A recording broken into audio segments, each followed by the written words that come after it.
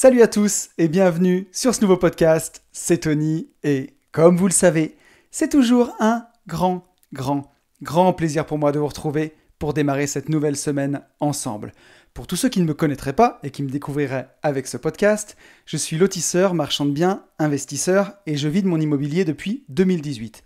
J'ai écrit un livre qui s'appelle « Riche de liberté » dans lequel je vous explique comment atteindre l'indépendance financière en faisant des divisions de terrain, des divisions foncières, en créant des lotissements. La promesse, c'est d'arriver à dégager 50 000 € de marge par an pour pouvoir en faire votre activité principale et avoir un peu plus de temps pour vos proches, vos amis, votre famille ou investir dans un projet qui vous tient à cœur et tout ce qui s'ensuit. Et ce podcast, qui s'appelle « Une vie de liberté », c'est le podcast dans lequel chaque semaine je partage mes réflexions pour avoir une vie plus libre, plus riche, mes réflexions d'investissement, de tout ce qui peut nous rendre plus libres. Pour débuter ce podcast, je tiens à faire, comme chaque semaine, remercier tous les gens qui m'ont écrit pour réagir. Vous avez été nombreux et j'ai eu une grosse semaine, j'espère que j'ai oublié personne. S'il vous plaît, si je vous ai oublié, ne vous vexez pas, ne me lapidez pas. J'ai pas fait exprès. Un grand merci à Fabienne, David, Xavier, Myriam, Benjamin, Kevin, Alex, Philippe, Yann, Gérald, Audrey, Jimmy, Tristan, Kevin, Jérôme et Nargis. Merci beaucoup à vous. J'ai choisi 3 messages à partager cette semaine, mais j'ai eu des dizaines de messages à vrai dire, donc merci beaucoup à vous. Ça me touche énormément. Le podcast de la semaine dernière vous a beaucoup plu, vous a beaucoup fait réagir. Et avant de revenir sur le podcast de la semaine dernière, je voudrais vraiment vous remercier pour tous ceux qui jouent le jeu des likes, des abonnements. C'est vraiment génial. Je crois qu'aux dernières nouvelles, on est 169 sur YouTube. Donc, on approche des 200. Et je trouve ça génial parce que je ne voyais pas trop l'intérêt de mettre les podcasts sur YouTube. Et mine de rien, voilà, on est presque à 200. Donc, et plus ça va, plus ça avance. Donc, peut-être qu'un jour, on sera 1000 sur cette chaîne, qui sait. Et c'est vraiment génial. Donc, merci beaucoup à vous pour tout ça. Sur SoundCloud, on est 198. On est près de 200. Et sur Apple Podcast, on est à 62 commentaires. Donc merci beaucoup à vous. Voilà, alors n'hésitez pas à me mettre, si vous avez un e-device, un téléphone Apple, un commentaire 5 étoiles sur Apple Podcast. C'est ce qui m'aide le plus. Et sinon, à vous abonner, à liker. Et vraiment, vous jouez le jeu, ça me touche beaucoup. Et je reçois aussi beaucoup de messages de gens qui me disent que chaque semaine, ils partagent le podcast à leurs amis. Et voilà, un podcast, c'est hyper dur à référencer. Donc ça passe que par le bouche à oreille. Et voilà, et puis je voudrais encore une dernière fois vous remercier aussi, enfin pas une dernière, mais une nouvelle fois. Le podcast de la semaine dernière a fait un démarrage dithyrambique, si je puis dire. Voilà, on a fait les chiffres d'écoute en 1 semaine, que je fais habituellement en 2 semaines. Et sur le mois dernier, alors il y a eu le podcast avec Kylian qui a amené beaucoup de monde. Merci à toi Kiki si tu m'écoutes. Mais on est à tout confondu à plus de 8000 écoutes sur un mois. Et pour écouter un mec qui parle tout seul pendant 1 heure, c'est pas les chiffres de Cyprien, mais c'est pas le même public non plus. Et c'est vraiment génial, quoi. Merci beaucoup à vous. Ça commence à prendre une vie de liberté, ce petit podcast. Donc c'est vraiment cool. Et je vous remercierai jamais assez. C'est vous qui le faites vivre. Et je voudrais revenir donc sur le podcast de la semaine dernière qui était sur l'urgence de vivre. Un podcast qui vous a beaucoup plu, j'ai l'impression, puisque j'ai reçu beaucoup de retours. Et on va commencer par le retour de Nargis. Nargis qui me dit « Hello Tony, ton podcast fait maintenant partie intégrante de ma routine hebdomadaire. Celui du jour était effectivement pas très gai, entre parenthèses, la mort, tout ça, mais tellement vrai.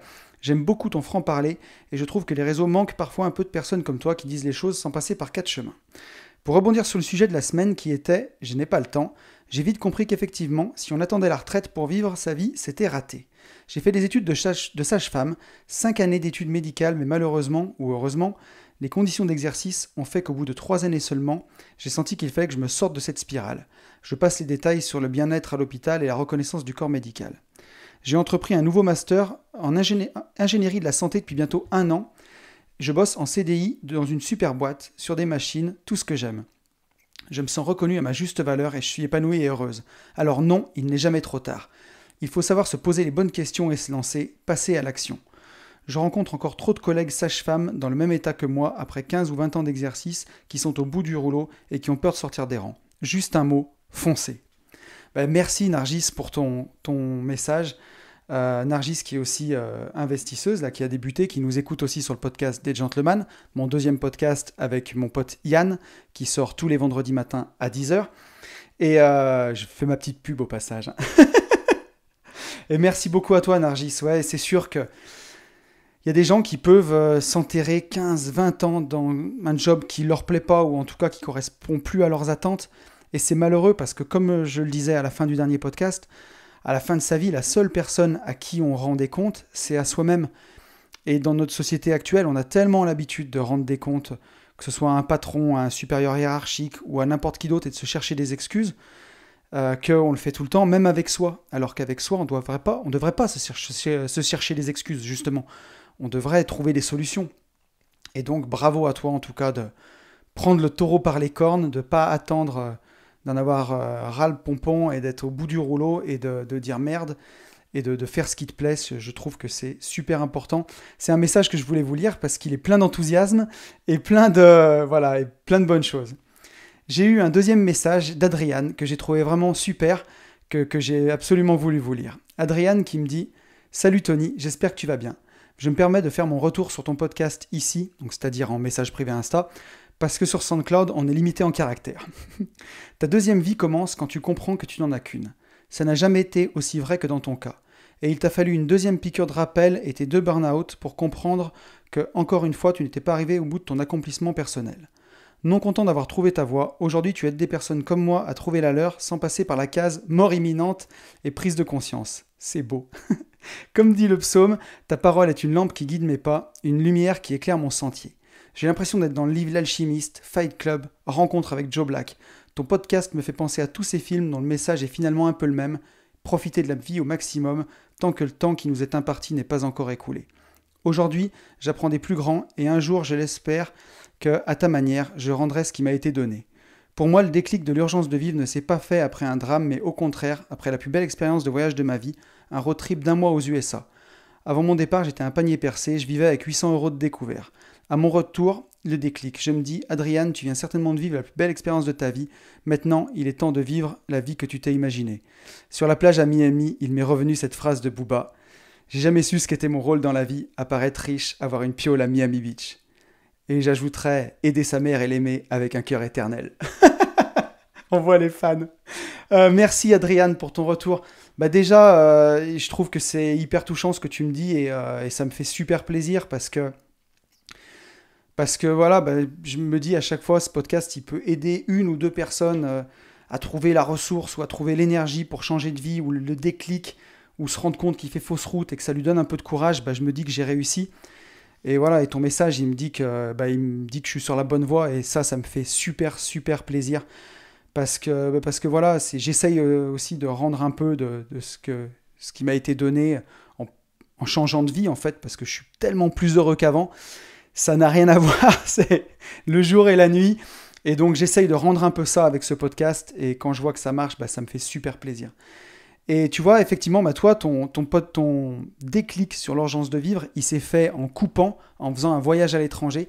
Ça aussi, je trouve que c'est génial parce que dès qu'on coupe avec le quotidien et dès qu'on tranche et qu'on brise un peu le cercle, justement, comme je le disais dans le podcast de la semaine dernière, forcément, il nous vient des choses qui viennent d'ailleurs, qui viennent en dehors de notre réalité, de celle qu'on expérimente au quotidien. Et ça va faire écho avec le sujet d'aujourd'hui. Donc c'est génial, quoi. Voilà, si vous avez trop la tête dans le guidon, relevez la tête, faites une coupure, partez quelques jours, prenez quelques jours off, et les solutions, elles viennent comme ça. Hein. Newton, il a découvert la gravité quand il était en train de se reposer sous un pommier. En tout cas, c'est ce que dit la légende. Il a reçu une pomme sur sa tête. Je crois qu'Einstein a découvert la théorie de la relativité dans son bain. Donc, ils n'ont pas découvert ces choses-là quand ils étaient en train de bosser la tête dans le guidon. Ils les ont découvert quand ils étaient en train de prendre un peu de bon temps pour eux. Donc voilà, je vous encourage à faire ça. Merci beaucoup, Adriane, pour ton message. Effectivement, pour certaines personnes, ce podcast, il pourrait être bateau ou consensuel ou d'enfoncer des portes ouvertes. Moi, je crois que c'est tout le contraire. Et je pense que ça fait vraiment du bien, même si parfois c'est répéter des lieux communs. Vivez votre vie à fond, on n'en a qu'une. J'essaye en tout cas de le faire passer pour que ça puisse faire des décharges électriques parce que voilà, c'est tellement important en fait. C'est tellement important.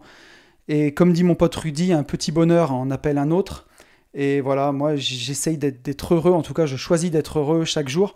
Et en essayant de rayonner ça, et voilà, et à travers ce podcast, essayer de le diffuser un peu. J'essaye qu'un petit bonheur en appelle un autre. Et j'ai choisi un dernier message de Quentin.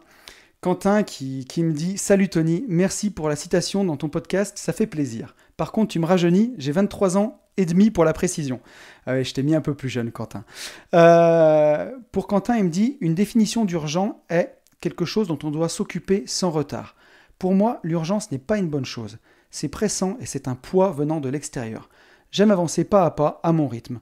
Je pense qu'une fois qu'on a trouvé sa voie, il n'y a plus d'urgence de vivre. Merci pour ce podcast. » Et ce message, il nuance un petit peu, et je suis tout à fait d'accord avec toi, Quentin. C'est que ce sentiment d'urgence de vivre, on le ressent justement quand on est en train d'être à côté de ses pompes et quand on n'est pas en phase et qu'on n'est pas dans l'instant présent. Quand on est bien dans sa vie, quand on a trouvé sa voie, quand on a trouvé son pourquoi, quand on vit chaque jour à l'endroit où on doit être, en fait, je pense qu'on ressent moins cette urgence. On la ressent pas parce qu'on est en train de la vivre, en fait, tout simplement. Donc je pense comme toi une fois qu'on a trouvé sa voie, on ressent moins ce sentiment d'urgence de vivre. Je pense qu'on le ressent plus quand on est en train de s'égarer, clairement, à mon avis. Donc voilà, merci à toi Quentin, merci à vous tous pour vos retours. Et je vous propose qu'on passe au sujet du jour. Et le sujet du jour, ce sera « La carte n'est pas le territoire ». Allez, j'ai paumé tout le monde ou pas? Vous allez voir, on va développer, on va rentrer dans le sujet ensemble. La carte n'est pas le territoire. Alors pourquoi j'ai eu envie de parler de ce sujet? Il y a quelque temps, j'ai lu un livre de Thomas d'Anzembourg que j'ai trouvé en librairie, comme ça, qui s'appelait « Cessez d'être gentil, soyez vrai ». Donc ça, c'est un livre qui m'a plu rien que par rapport au titre, parce que je suis plutôt quelqu'un de gentil. Et je me suis dit, ça doit être intéressant. Donc j'ai lu ce bouquin, je l'ai vraiment bien aimé. Et à l'intérieur, l'auteur nous explique qu'il a été éducateur en banlieue, et que il éduquait des jeunes qui avaient un vocabulaire assez pauvre en fait, et qu'il mettait en lumière le lien entre le mal-être qu'on pouvait ressentir à l'intérieur de soi et la pauvreté du vocabulaire. Parce que pour la majorité des Français, ils utilisent environ 5000 mots de vocabulaire. Et pour certains Français, c'est seulement 10% de ça, jusqu'à 500 mots de vocabulaire.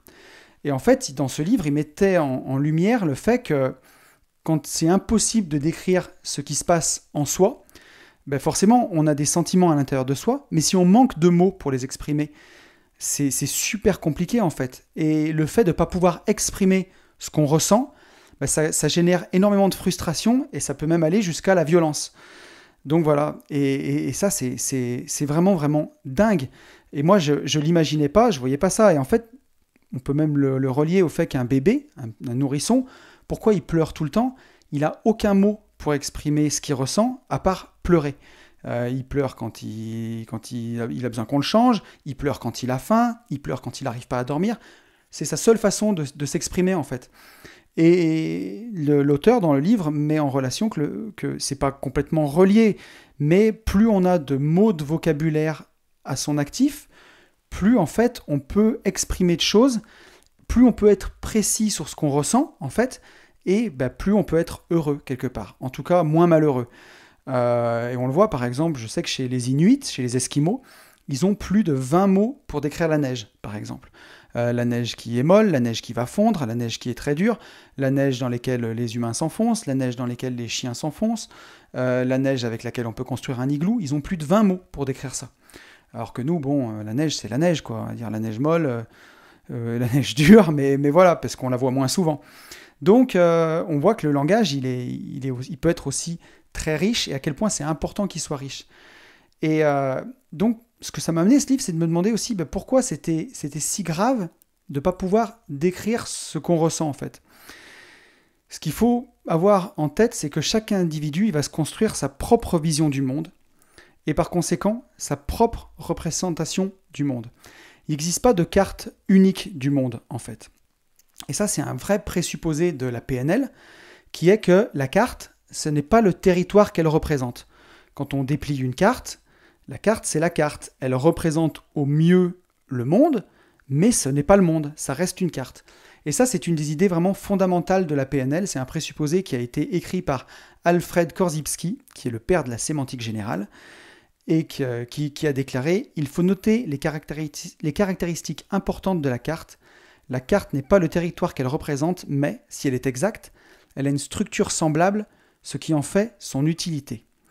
Donc voilà, en gros, une carte, on va dire une carte vraiment de géographie, hein, elle va décrire au maximum le territoire qu'elle représente. Si elle est exacte, elle va nous servir à nous repérer, mais elle n'est pas le territoire.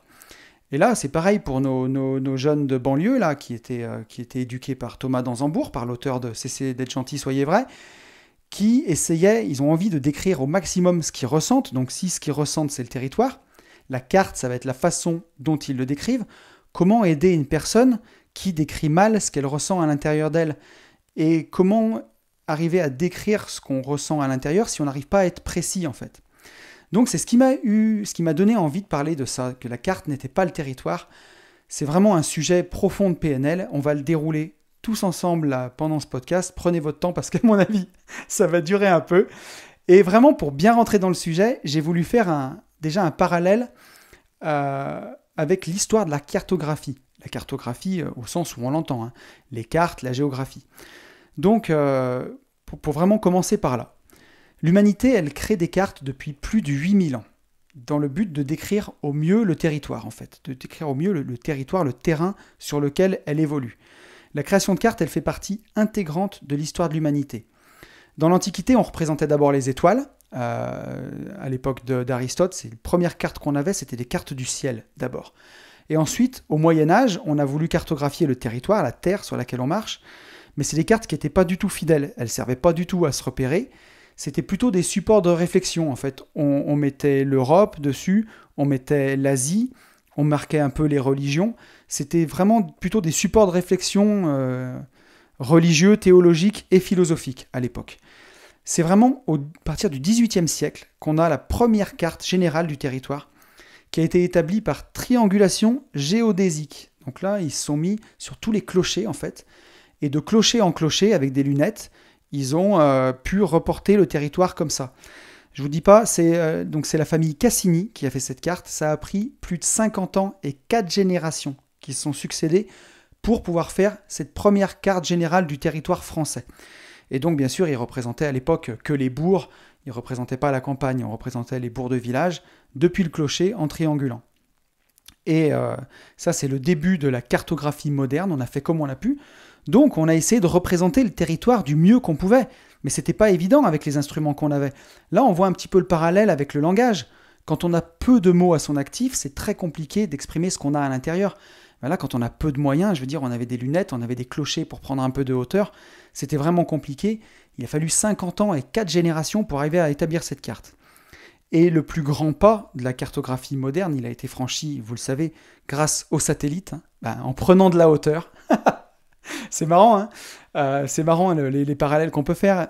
Et donc aujourd'hui, on l'a tous sur notre ordinateur, on tape Google Maps et on a une cartographie qui se rapproche le plus possible du territoire. C'est plus précis que jamais, Google Maps, c'est incroyable. Mais est-ce que c'est la réalité ? C'est pas la réalité pour autant. Une carte, aussi précise soit-elle, elle sera toujours une représentation de la réalité, mais elle ne sera pas la réalité. On peut le voir par exemple... Google en Afrique, ils se sont moins cassés la tête qu'en Europe. Si vous allez voir dans la savane par exemple ou dans le désert, c'est des gros carrés jaunes dans le désert, c'est pas cartographié aussi précisément qu'en Europe. Ou par exemple, les bases militaires sur Google Maps, elles sont pas du tout représentées, c'est des carrés flous. Par contre, quand vous allez voir les camps de prisonniers en Corée du Nord, ils sont cartographiés. On voit les petits bonhommes, on voit tout, c'est incroyable, impressionnant. Je suis allé le faire pour le podcast, c'est un truc de fou. Et ça, on le voit que cette carte, aussi précise soit-elle, il ne faut pas se rappeler que Google, c'est une entreprise commerciale. En allant cartographier les camps de prisonniers en Corée du Nord, c'est pour montrer la puissance que les Américains ont par rapport au reste du monde, quelque part. Donc on le voit que même une carte aussi précise soit-elle, elle est toujours biaisée par des enjeux politiques, ou des enjeux militaires. Elle ne représente pas non plus la réalité. Google Maps, c'est hyper précis, mais c'est pas le territoire, c'est pas la Terre. Donc l'objectif d'une carte, c'est une représentation concise et efficace, la simplification de phénomènes complexes à l'œuvre sur l'espace représenté afin de permettre une compréhension rapide et pertinente. Ça, c'est la définition de la cartographie. Et donc, on peut faire aussi un parallèle avec la communication, avec le langage, comme tout à l'heure. C'est l'objectif du langage, de la carte. Ce serait une représentation concise et efficace. Essayer d'expliquer au mieux ce qu'on ressent pour permettre à l'autre une compréhension rapide et pertinente. Et on le voit, si on manque de moyens, donc si on manque de vocabulaire, c'est très compliqué de se faire comprendre. Et c'est très compliqué d'essayer de représenter fidèlement le territoire, c'est-à-dire ce qu'on ressent, avec la carte qu'on a, le vocabulaire, s'il n'est pas assez riche. Pour continuer le parallèle, je voudrais qu'on parle de notre cartographe à nous. Et oui, c'est quoi le cartographe que nous, êtres humains, on a? C'est notre cerveau. Et oui, là, le cartographe du territoire, de la vie, de ce qu'on arpente, de ce qu'on expérimente, c'est notre cerveau. Comment il fait le cerveau pour construire la carte, pour représenter à nous, au mieux, le monde qu'on expérimente autour de nous? Tout au long de notre vie, notre cerveau, il va construire sans cesse des modèles. En premier lieu, ça va être par nos organes de sens. Donc, le toucher, la vue, donc le visuel, l'auditif, nos oreilles, le kinesthésique, l'olfactif et le gustatif. Voilà, avec le nez, la bouche. Tout ça, c'est tous nos organes de sens. C'est ce qui va nous permettre d'expérimenter le monde, de le voir, de le sentir, de le respirer, de le toucher. Ça, c'est vraiment les capteurs qu'on a en fait, nos capteurs pour toucher le monde. C'est vraiment ce qui est le plus au contact du monde. Derrière, il y a un codage qui est fait par le cerveau. Et le codage qui est fait par le cerveau, tout ça, c'est tout des impulsions électriques qui sont transmises à notre cerveau. Il va au mieux représenter le monde réel. Mais on voit qu'il y a déjà un premier décalage entre le monde réel qui nous entoure et le relevé sensoriel codé que nous, on va faire. C'est comme des capteurs qu'on utiliserait sur un robot qui développe une impulsion, qui donne une impulsion électrique, ou une Tesla qui conduirait toute seule. Elle se débrouille avec ses capteurs et son ordinateur de bord. Nous, nos capteurs, c'est nos doigts, notre langue, notre nez, nos yeux, nos oreilles, et notre gros ordinateur, c'est notre cerveau. Donc une fois qu'on a ressenti au mieux l'expérience du monde, pour communiquer et transmettre cette expérience sensorielle, on n'est pas télépathe, on ne peut pas le faire de cervelle à cervelle comme ça, ou en tout cas j'aimerais bien, mais j'ai pas encore trouvé le moyen. Mais pour communiquer et transmettre cette expérience sensorielle, on en a parlé au début du podcast, le seul système qu'on a, c'est le langage aujourd'hui. Donc le langage, c'est un codage très sophistiqué qui s'applique à un autre codage, aux représentations sensorielles. Donc là, on voit que déjà, notre cerveau, il va coder une première fois le monde par les organes qui lui permettent de le ressentir. Et quand on va parler derrière, on va le recoder une nouvelle fois pour exprimer ce qu'on a ressenti. En PNL, on dit que le langage, c'est un métacodage ou un métamodèle. Voilà. Donc c'est là où on se rend compte que vraiment, la carte n'est pas le territoire, quoi. Ce que notre cerveau nous fait ressentir du monde, ce n'est pas le monde. Et quand on va parler, ce qu'on va exprimer de ce qu'on a ressenti, c'est encore un codage derrière. Donc on voit bien que la carte n'est pas le territoire. Une représentation ne permet jamais de rendre compte de toute la réalité. J'ai trouvé un super exemple, mais on peut décrire un orgasme, par exemple, du mieux qu'on peut. Essayer de raconter un orgasme à quelqu'un, ça ne sera jamais un orgasme, quoi. À moins que vous ayez une voix super suave et que vous arriviez à déclencher des orgasmes juste en parlant. Mais alors là, vous avez un super pouvoir. Mais je m'égare. Mais ouais, effectivement, j'ai trouvé cet exemple comme ça parce que je trouve que ça parlait vraiment. On peut le décrire du mieux qu'on peut. Voilà, notre cerveau le code et le ressent. On le ressent par notre corps. Notre cerveau le code. On peut essayer de le décrire du mieux qu'on peut. Mais ça ne sera jamais un orgasme, quoi qu'il en soit. Donc il y a un seul territoire. Il y a un seul monde dans lequel on évolue. Mais il y a une infinité de cartes. Et oui, tout le monde code le monde de sa façon. Il y a une grande partie des conflits relationnels, justement, qui proviennent de cette confusion qu'on fait entre la carte et le territoire. Puisque le territoire, c'est le monde, et tout le monde va coder le monde dans son cerveau et penser qu'il a raison, que le monde, c'est ce qu'il y a dans son cerveau. Mais non, le monde, c'est le monde. Ce qu'il y a dans notre cerveau, c'est le codage qu'en a fait notre cerveau. Et donc voilà, notre représentation de la réalité, elle correspond à notre carte du monde. Ce qu'on a dans la tête, c'est pas la réalité, c'est la représentation qu'on a de la réalité. Là, on va loin, on est parti dans Inception, mais pourtant, c'est tellement vrai. Et donc, cette représentation de la réalité, notre carte du monde, elle va influencer toutes nos perceptions du monde, et souvent, bien souvent, elle va nous limiter. Alors on verra dans la fin du podcast, qu'on va essayer de donner des clés justement pour pouvoir modeler la matrice, puisque c'est le but quand même. Voilà, mais en gros, notre cerveau, il perçoit 2 milliards de fragments d'informations à la seconde. 2 milliards. Entre la température de l'air, le soleil qui touche notre peau, le vent dans nos poils, ce qu'on voit, ce qu'on entend, ce qu'on ressent, ce qu'on peut goûter. 2 milliards de fragments d'informations à la seconde. Et notre conscience, notre cerveau, il est capable de traiter moins de 10 informations dans le même laps de temps, dans une seconde. Donc on voit bien que la grande majorité des informations qui nous parviennent, qu'on perçoit, que nos sens perçoivent, elle est filtrée. Et tous ces filtres, ils vont créer une carte mentale qui sera alimentée par justement notre perception sensorielle, déjà pour commencer, par nos doigts, mais aussi par plein d'autres choses, par notre éducation, par nos valeurs, par nos expériences, par nos croyances du monde extérieur. Donc il faut bien se rendre compte que voilà, la carte qu'on a mentale, elle va nous donner une représentation déjà qui est partielle du monde et souvent erronée en plus. Voilà, la carte, c'est la manière dont on nous représente la réalité. Donc voilà, il faut vraiment faire attention à ça parce que notre perception à nous du monde, ça, il faut en avoir conscience, elle est totalement subjective. Même dites-vous que par rapport à d'autres êtres vivants sur cette terre, un chien peut entendre beaucoup plus de sons que nous. Comme dans la chanson de Pocahontas, on ne peut pas voir le vent, quoi. Mais pourtant, il est là, il existe, le vent. On ne peut juste pas le voir. Mais il y a plein de choses qu'on ne voit pas, qu'on ne se rend pas compte de notre monde. Nos capteurs, ils ont une plage limitée. Je veux dire, on ne peut pas sentir des choses extrêmement chaudes.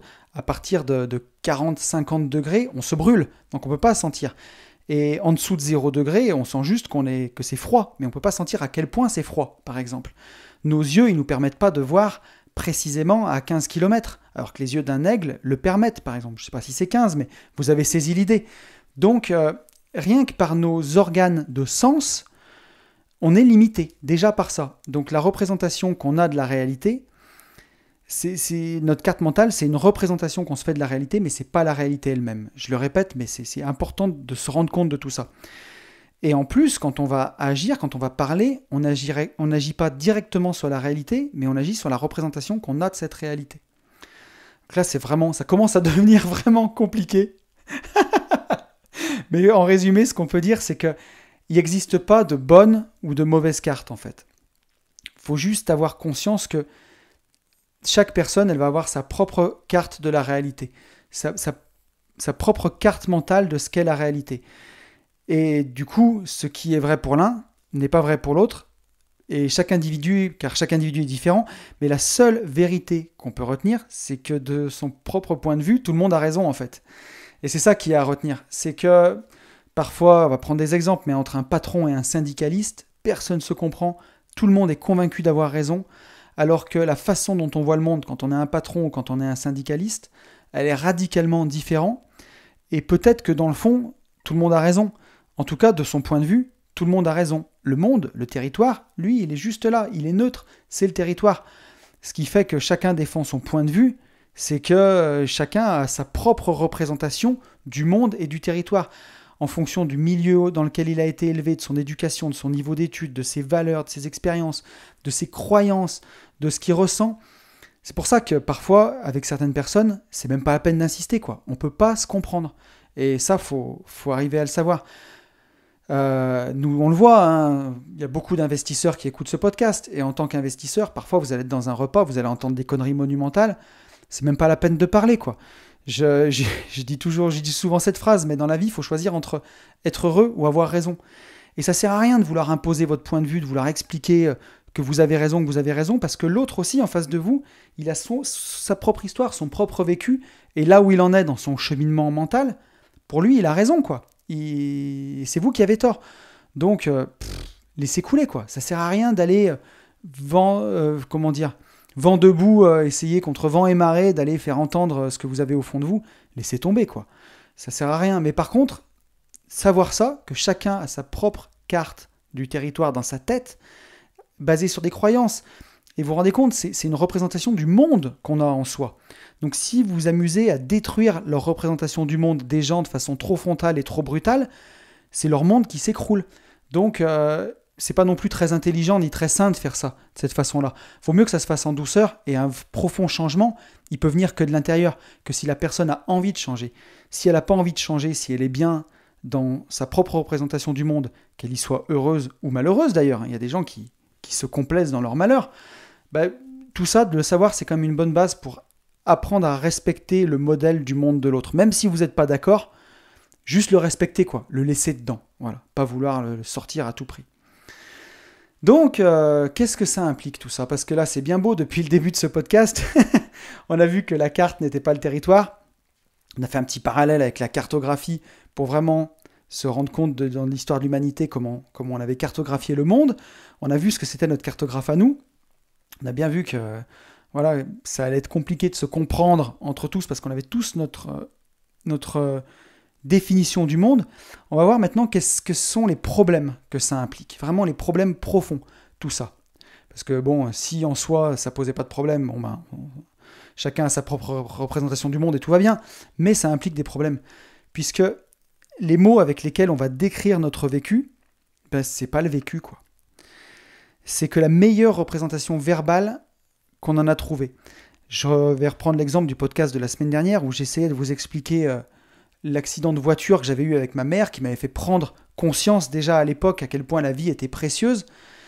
Et en réécoutant le podcast dans ma voiture, ce passage-là en tout cas, je me suis rendu compte à quel point j'avais pas réussi encore à décrire toute l'intensité de cette scène. Alors c'est pas facile parfois quand on est en podcast d'arriver à décrire, et puis bon, il y a aussi de la pudeur, il y a plein de choses qui rentrent en compte, hein.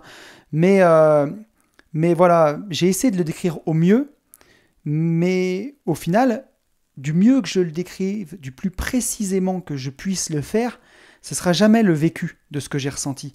Et ça, parfois, c'est dur. Ça peut être ça peut donner ça, le fait que la carte soit pas le territoire, une grande difficulté à exprimer et à faire comprendre aux autres ce qu'on ressent. On peut prendre l'exemple du couple, par exemple. Mais comme on a chacun nos propres cartes mentales, chacun nos propres représentations du monde, on va dire n'importe quoi, mais un truc à la con, vraiment. Vous rentrez du boulot après une journée très tard, et votre conjoint, homme ou femme, on va pas faire de sexisme, mais n'a pas préparé à manger. Peut-être que, en tout cas, dans le modèle, la représentation du monde de votre conjoint, qui n'a pas préparé à manger, pour lui, on s'en fout, c'était bohème chez lui, on mangeait à 10h du soir, c'est pas pressé, et voilà. Et peut-être que pour vous, dans votre modèle, vous aviez une mère au foyer qui faisait toujours à manger à 19h30, et à 19h30 on mangeait, que vous aviez un père qui rentrait tard, que l'assiette était toujours prête. Et vous allez gueuler en disant que oui, mais je comprends pas, je rentre du boulot, t'as pas fait à manger, vous voyez, ce genre de conneries, quoi, pour exprimer ça. Donc déjà, c'est deux visions du monde qui s'affrontent. La réalité, c'est juste que vous rentrez à telle heure et qu'il n'y a pas le repas. En soi, il n'y a rien de grave, je veux dire. Mais, suivant la représentation du monde de chacun, ça peut faire un conflit. Et si en plus, pour vous, vous avez envie d'exprimer que vous êtes juste contrarié, par exemple, mais que vous ne trouvez pas les bons mots pour arriver à exprimer ce que vous avez au fond de vous, et que vous essayez de vous exprimer avec les mots que vous avez, et que c'est boiteux, en plus, parce qu'il y a l'émotion qui rentre en compte, votre conjoint ne va rien comprendre, quoi. Et au final, ça fait des conflits pour un truc qui est vraiment pas grand-chose. Tout ça parce qu'on peut avoir de la difficulté à faire comprendre ce qu'on ressent, juste parce que le langage qu'on va utiliser ne retransmet pas exactement les sentiments qu'on ressent. Ça peut aussi faire, à l'inverse, bien sûr, pour votre conjoint qui, lui, est à la maison, une difficulté à comprendre les autres. Voilà, vous avez du mal à vous faire comprendre, mais vous avez aussi du mal à comprendre les autres. Vous allez peut-être avoir quelqu'un qui va s'énerver comme je sais pas quoi pour un truc, avoir des mots qui dépassent sa pensée ou utiliser les mauvais mots, parce que tout le monde n'a pas un dictionnaire dans la tête et n'est pas un expert de la sémantique, du sens des mots. Donc il va peut-être utiliser des mots, un mot bateau, que vous connaissez le vrai sens du terme et vous allez être hyper offensé, alors que lui a juste voulu dire autre chose, mais il n'a pas tout à fait le sens des mots. Donc on voit à quel point tout ça, c'est compliqué d'arriver à décrire précisément ce qu'on ressent. On ne peut pas se brancher une prise USB derrière la tête de l'autre et dire voilà, clac, ça c'est les sentiments que je ressens. Tu ressens ou tu ressens pas? Et il y a l'auteur Bernard Werber, l'auteur des Fourmis, qui a eu une phrase qui est super bien, que je trouve, qui exprime parfaitement ça. Bernard Werber disait « Entre ce que je pense, ce que je veux dire, ce que je crois dire, ce que je dis, ce que vous voulez entendre, ce que vous entendez, ce que vous croyez en comprendre, ce que vous voulez en comprendre et ce que vous en comprenez, il y a au moins 9 possibilités de ne pas se comprendre. » Là, je crois qu'on a tout dit avec ça. Vous voyez un peu le bordel que ça implique, le fait qu'on code la réalité comme ça avec nos sens et qu'on la retranscrit avec nos mots. À quel point ça peut faire des problèmes pour arriver à se comprendre. Mais ça peut impliquer aussi vraiment d'autres problèmes qui sont aussi vraiment chiants. c'est une grande difficulté pour se fixer des objectifs et pour les atteindre. Je m'explique. Si vous voulez avoir une vie différente aujourd'hui, une vie différente dans 5 ans, on va prendre des exemples. Aujourd'hui, vous êtes en appart et vous gagnez 2000 € par mois et vous n'êtes pas très heureux et vous n'arrivez pas à partir en voyage. Et dans 5 ans, vous voulez vivre dans une villa à la campagne, gagner 6000 € par mois et avoir une jolie Mercedes. Voilà. Vous allez essayer d'écrire ce que vous allez ressentir en vous, ce que ça va vous faire. Vous allez faire de la visualisation pour vous fixer cet objectif à atteindre et ensuite mettre en place la stratégie que vous allez utiliser pour le faire. Vous allez déjà commencer par ressentir tout ça. Et ensuite, vous allez utiliser les mots pour écrire ça noir sur blanc, votre objectif. Mon objectif est de vivre dans cette vie-là. Et là, pour que ça marche, se fixer cet objectif, vous le savez si vous écoutez le podcast depuis quelque temps, va falloir mettre un maximum d'émotions là-dedans, par-dessus. Je me sens comme ça, je me lève le matin, je prends mon petit déjeuner, je me sens heureux, je vais travailler avec joie. Et tout ça, si jamais vous n'avez pas assez de mots à votre disposition ou vous ne prenez pas le temps de le faire comme il faut, vous aurez vraiment du mal à vous fixer un objectif qui va décrire au mieux le futur territoire que vous voulez expérimenter. Et si vous avez mal défini cet objectif, alors là, pour l'atteindre, c'est encore pire, quoi. Donc voilà le genre de problème que ça peut impliquer, en tout cas pour nous qui avons envie de changer de vie, pour nous investisseurs qui voulons une vie plus libre, une vie avec plus de sens, ou simplement atteindre des paliers qu'on n'a pas encore atteints, quoi. Il faut avoir conscience de ça et prendre vraiment le temps de le faire, d'essayer, on l'a vu tout à l'heure, l'objectif de la carte, la définition, c'est une représentation concise et efficace, la simplification de phénomènes complexes à l'œuvre sur l'espace représenté, afin de permettre une compréhension rapide et pertinente. Donc nous, c'est ce qu'on veut faire quand on veut se fixer un objectif. On veut qu'on soit concis et efficace, mais que notre objectif fonctionne. Mais on voit à quel point il faut mettre les bons mots dessus si on veut le matérialiser dans le territoire futur, dans la réalité future. Donc voilà, et pareil, ce que je disais tout à l'heure, une carte mentale, elle n'est ni bonne ni mauvaise en soi, dans les problèmes que ça peut impliquer. Mais elle permet seulement de repérer plus ou moins les informations à partir desquelles on va agir. Et ces cartes mentales, elles sont à la base de nos comportements. Donc plus elles sont riches, plus elles sont adaptées aux circonstances. Ça, il faut bien l'avoir en tête. Donc il faut, si on a des cartes mentales qui sont pauvres, qu'on a toujours vécu dans le même milieu, qu'on est très fermé d'esprit, ça va nous bloquer, quoi. Ça va clairement nous bloquer pour tout ce qu'on a envie de faire. Donc, on a vu les problèmes que ça impliquait. Et salut, c'était tout pour moi. Non, je déconne. Non, on va essayer de voir comment faire au mieux avec cela. Voilà. Je voulais dire comment résoudre ces problèmes, mais en soi, c'est pas vraiment un problème. On l'a vu, une carte mentale, elle n'est ni bonne ni mauvaise. Au pire, elle n'est pas adaptée, quoi. Voilà. Au mieux, elle est très adaptée. Au pire, elle n'est pas adaptée. Donc, comment faire au mieux avec cela ? Alors, je vais vous lister un petit peu toutes les choses que j'ai vues qui permettent, en sachant que la carte n'est pas le territoire, de faire au mieux pour atteindre nos objectifs, pour être heureux. Donc la première chose à faire que j'ai identifiée, c'est de mieux communiquer. Essayez de vous souvenir d'un des accords Toltec qu'on a fait dans un podcast récemment, qui est ne jamais faire de suppositions. Quand notre cerveau, c'est ce qu'il fait en permanence en fait, quand il utilise tous nos organes de sens et ce qu'on fait en parlant pour retranscrire ce qu'on ressent, on fait des suppositions. Donc, sachant que déjà, on part du postulat de base qu'on va faire des suppositions, ce qu'il faut essayer de faire quand on décrit quelque chose, c'est d'essayer de décrire le plus possible le territoire sans arranger la carte, on va dire. Donc, pour mieux communiquer, ne jamais faire de suppositions. Ça rajouterait encore autre chose par-dessus tous ces codages. Donc, s'en tenir vraiment au fait, quoi. Si vous voyez, je sais pas, ça, il y avait l'exemple dans le livre de Tony Robbins, d'une fille qui a l'air déprimée à la terrasse d'un bar. Si vous commencez pour décrire cette scène, à faire des plans sur la comète, vous allez ajouter de la supposition aux choses. On peut juste dire que, décrire les choses. C'est une femme qui est pensive, qui se tient, elle a le regard dans le vide, elle se tient la main sous le menton. Après, on peut en déduire ce qu'on veut, par exemple. Mais essayez de ne pas faire de suppositions. Voilà. Ça, je pense que c'est une chose qui est très, très importante.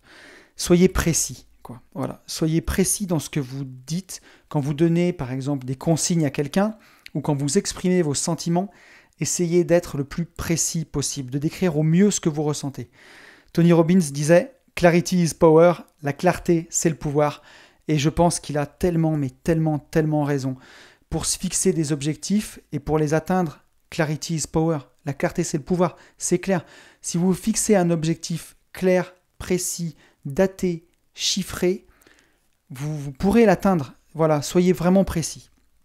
Ensuite, un truc qui va corroborer les 2 premiers points qu'on a vus, mieux communiquer, être précis, c'est enrichir au maximum son vocabulaire. Ça, je pense que, allez, s'il y a un point du podcast à retenir d'aujourd'hui, c'est vraiment essayer d'enrichir son vocabulaire. Et ça passe par s'intéresser à plein de choses, mais notamment par la lecture ou par écouter des podcasts, mais beaucoup lire. Parce que si vous avez un vocabulaire qui est riche, vous pourrez exprimer justement toute la richesse des émotions que vous expérimentez, que vous ressentez en vous. Ça vous permettra de vraiment faire sortir les choses de votre cœur, de votre corps. C'est vraiment, vraiment puissant. Donc, enrichir son vocabulaire, je pense que c'est quelque chose qui peut vraiment aider. Ensuite, pour élargir sa carte, en fait, pour rendre sa carte beaucoup plus précise, ce que je peux vous conseiller aussi, c'est de sortir du cadre, voir que d'autres choses existent. Pour élargir tout votre panel de perception sensorielle, d'éducation, de valeurs, d'expérience, de croyances du monde extérieur. C'est ça qui va vous permettre d'élargir votre cartographe, votre cerveau pourra mieux cartographier, être beaucoup plus précis. Pour ça, sortir du cadre, voir que d'autres choses existent. Donc des voyages à l'étranger par exemple, ou même des voyages en France. Couper dans ses activités pour réfléchir, multiplier les expériences et être ouvert aux autres. Voilà.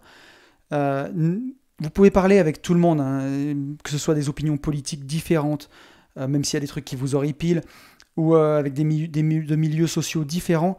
Si vous partez du postulat que tout le monde a raison et que vous ne cherchez pas à convaincre l'autre en face de vous, vous pouvez parler avec tout le monde, soyez ouvert à la vision qu'ont les autres du monde, sans chercher à les convaincre. Votre but, c'est d'être heureux, c'est pas d'avoir raison, on s'en fout d'avoir raison. L'important, c'est que vous soyez en accord avec la vie que vous voulez vivre, c'est ça qui compte. Mais justement, ne pas être borné et être ouvert aux autres et discuter avec les autres, ça permet d'entendre leur point de vue sur le monde, la façon dont ils voient le monde, même si c'est pas la façon dont vous le voyez. Mais mine de rien, ça vous permet d'élargir un peu votre panel de cartographie pour cartographier au mieux ce territoire. Je pense que ce qu'il y a à retenir, c'est que le plus souvent, tout le monde a raison de son point de vue. D'où l'adage que j'aime bien utiliser. Il faut choisir entre être heureux ou avoir raison. Après, un des trucs qui est le plus important aussi, qu'on peut retenir de ce podcast, et ça, c'est grâce à la PNL. Alors, je ne suis pas du tout un spécialiste de la PNL, loin de là, j'ai lu quelques ouvrages, je trouve ça fascinant. En méditation, j'arrive à utiliser quelques méthodes, en tout cas, pour rendre, par exemple, des événements douloureux de la vie moins douloureux. Ça, maintenant, j'y arrive. Grâce aussi à l'EFT, ça, je ne sais pas si vous connaissez, je crois que c'est Emotional Freedom Technique de libération émotionnelle. L'EFT, c'est super intéressant. Je pense qu'un jour, on pourrait même faire un podcast là-dessus. Et ça, c'est vraiment bien. Grâce à la PNL, on peut modifier la carte à notre convenance. Voilà. Et ça, c'est super, super important. On a un pouvoir, grâce à la PNL, sur la carte du monde, la carte qu'on a en tête. Pour résumer ça, ça serait voir le verre d'eau à moitié vide ou à moitié plein. Voilà. Vous pouvez décider, vous, de voir le verre d'eau à moitié vide ou à moitié plein. On peut décider d'être heureux. Ça se décide. Le bonheur se décide, j'en suis convaincu. Les événements qui arrivent dans le territoire, c'est le monde. Après, vous êtes responsable de la façon dont vous voulez les voir. On peut toujours voir quelque chose qui nous arrive comme problématique ou génial. Voir un défi à l'intérieur ou encore une tuile qui nous tombe dessus. Et ça, c'est super important de l'avoir en tête. Une carte mentale qui est utile dans un contexte, elle peut s'avérer carrément limitante dans un autre contexte. En PNL, il faut toujours se demander, est-ce que ma carte mentale est adaptée à ce que je veux faire ? Voilà. Et le problème, c'est que il y a certaines personnes qui se comportent comme si leur modèle du monde était la seule vérité possible. Et là, en tant qu'investisseur, et si vous êtes auditeur de ce podcast, je pense que ça ne vous concerne pas. Mais ça, c'est super, super important de l'avoir en tête. De se dire, est-ce que ma carte mentale est adaptée à ce que je veux faire ? On va prendre des exemples, mais si vous avez 47 ans, comme je l'ai vu sur les réseaux cette semaine, quelqu'un qui dit « j'ai 47 ans, je ne peux plus emprunter ». Moi, j'aurai 47 ans dans 8 ans et demi. J'espère qu'à 47 ans, j'emprunterai encore. Et cette personne était dans ses croyances limitantes et voulait pas changer. Il disait de toute façon, je suis trop vieux, c'est trop tard, puis j'ai pas des revenus stables, et puis les locataires payent pas. Donc là, il faut avoir un petit peu de recul là-dessus, comme on l'a vu tout à l'heure. Les premiers cartographes sont montés sur les clochers pour prendre de la hauteur, et ensuite pour cartographier, on est allé avec des satellites pour prendre encore plus de hauteur. Ben là, il faut prendre un peu de hauteur et se dire, on me propose d'investir, et moi je dis que je suis trop vieux, je dis que j'aurai jamais de crédit, je dis que les locataires payent pas. Est-ce que je suis pas en train de dire tout le temps non là? Est-ce que la carte mentale que j'utilise là, est-ce que c'est la bonne? Est-ce que j'ai pas plutôt une carte mentale de, je sais pas, je vais blesser personne, mais de salarié plan-plan là, fonctionnaire? Est-ce qu'il faudrait pas que je me mette dans ma carte mentale d'investisseur aux dents longues? Et donc on peut se créer cette carte mentale en se renseignant sur l'immobilier, en prenant tout le langage de l'immobilier, parce que quand on l'a pas, le jargon de l'immobilier, crédit hypothécaire, privilège prêteur de denier, taux amortissable et ainsi de suite, on se sent crédit amortissable, on se sent exclu. Vous voyez, hein, là on le voit, la carte n'est pas le territoire.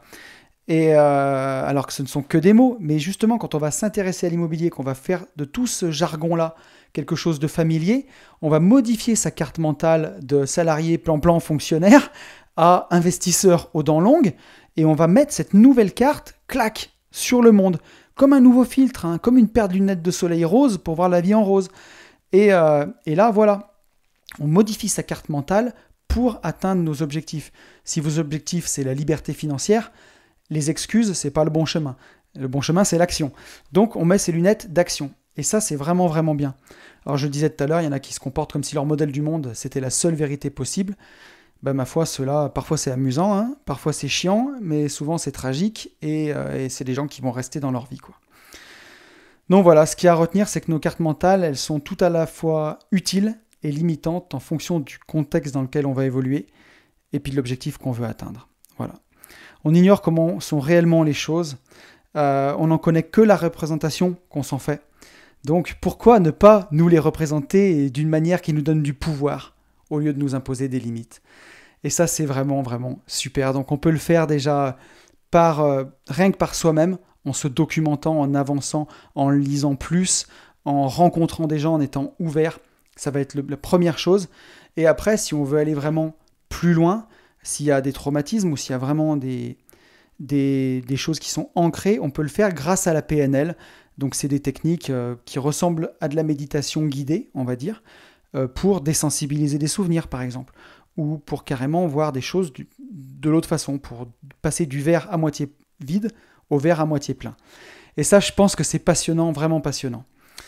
Donc voilà, écoutez, je crois qu'on arrive au bout de ce podcast. J'espère qu'il vous aura plu.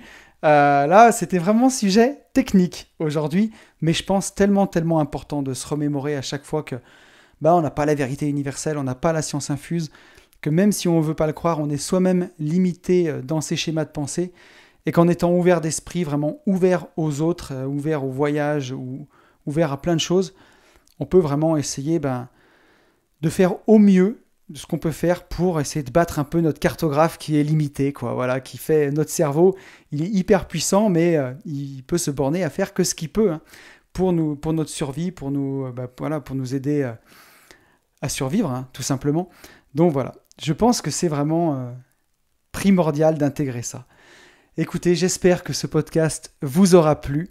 Je vais retourner vaquer à mes occupations car je suis en vacances la semaine prochaine. Au moment où vous allez écouter ce podcast, je serai en vacances dans le sud. Ça va être vraiment super chouette. Moi, je vous souhaite aussi, pour ceux qui bossent, beaucoup de courage, voilà, pour finir jusqu'aux vacances. Pour ceux qui sont en vacances, je vous souhaite de super vacances.